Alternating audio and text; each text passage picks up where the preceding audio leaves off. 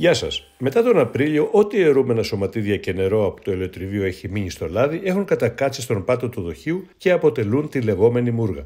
Η μούργα, αν και δεν είναι βλαβερή για την υγεία μας και κάποιοι την αφήνουν μέσα, κανονικά πρέπει να φύγει από το λάδι γιατί θα χαλάσει τη γεύση του.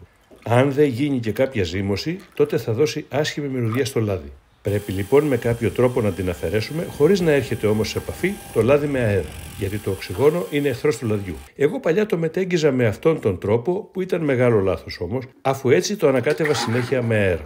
Αργότερα, θέλοντας να βελτιώσω τη μεταφορά, χρησιμοποίησα μια χειροκίνητη αντλία, η οποία ναι μεν έκανε δουλειά, αλλά ήταν πολύ κουραστική η όλη διαδικασία. Γι' αυτό φέτος πήγα ένα στάδιο πιο μπροστά. Αγόρασα μια ηλεκτρική αντλία ειδική για ελαιόλαδο, αφού είναι χαμηλόστροφη και δεν ταλαιπωρεί το λάδι. Χρησιμοποιώντας δε τις ειδικές μη τοξικές σωλήνες και φροντίζοντας να είναι συνέχεια μέσα στο λάδι, απέφυγα να έρχεται σε επαφή με αέρα, εκτός από την επιφάνεια που δεν μπορείς να την αποφύγεις έτσι κι αλλιώς. Αδειάζω ένα δοχείο σε ένα άλλο και μετά καθαρίζω το άδειο καλά, για να το γεμίσω ξανά και αυτό με το επόμενο. Τη μούργα που μένει στον πάτο κάθε βαρελιού την βάζω σε ένα διαφανές δοχείο για τρόφιμα, ώστε σε λίγο που θα κατακάτσει και αυτό θα το διαχωρίσω και θα πάρω από πάνω το καθαρό λάδι, είτε με μια μικρή τρόμπα είτε με ένα γυάλινο φλιτζάνι για να το καταναλώσω. Κοιτάξτε σε λίγες ώρες πώς άρχισε να διαχωρίζεται. Αδειάζοντας και τα άλλα βαρέλια, ό,τι μούργα είχαν μέσα την έβαλα σε ένα τελεκέ ελαιόλαδου για να κατακάτσει κι αυτή.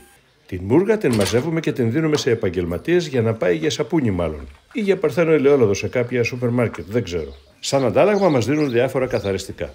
Η μόνη καθυστέρηση στην όλη διαδικασία ήταν να καθαρίζω τα δοχεία. Ο καθαρισμός έγινε σχολαστικά πρώτα με καλή αποστράγγιση, μετά σκούπισμα με ένα καθαρό πανί, μετά με ζεστό νερό από τον ηλιακό θερμοσύφωνα και με τη βοήθεια υγρού πιάτων, το σαπούνισα καλά μέχρι να μην υπάρχει υποψία λαδιού. Και στο τέλος το άφησα ανάποδα στον ήλιο για να στεγνώσει πολύ καλά. Με βόλεψε πάρα πολύ η αντλία. Αν τύχει να πάρετε κι εσείς να βρείτε με χαμηλές στροφές και ατσάλι ή ίνοξ μπροστά. Τα δοχεία να τα συμπληρώνετε μέχρι πάνω για να μην μένει πολύ αέρας μέσα. Εγώ επιπλέον τυλίγω με ζελοφάν το καπάκι αεροστεγός. Με αυτόν τον τρόπο, σε συνδυασμό με το υπόγειο και το σκοτάδι, θα διατηρήσω το λάδι αγνό μέχρι να το καταναλώσουμε.